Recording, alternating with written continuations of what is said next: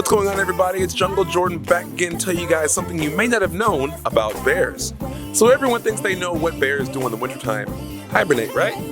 Wrong. Bears don't actually hibernate. Bears do slow down during the wintertime, but they are not true hibernators like woodchucks. Instead, bears enter what is called torpor. When animals hibernate, they sleep through the entire winter and don't wake up when they hear loud noises or even if they are moved or touched. On the opposite side, a bear can be in torpor and wake up pretty easily and quickly if disturbed. If humans were to stay in bed for a long time, they would most likely suffer from muscle atrophy and bed sores. But bears don't experience muscle atrophy.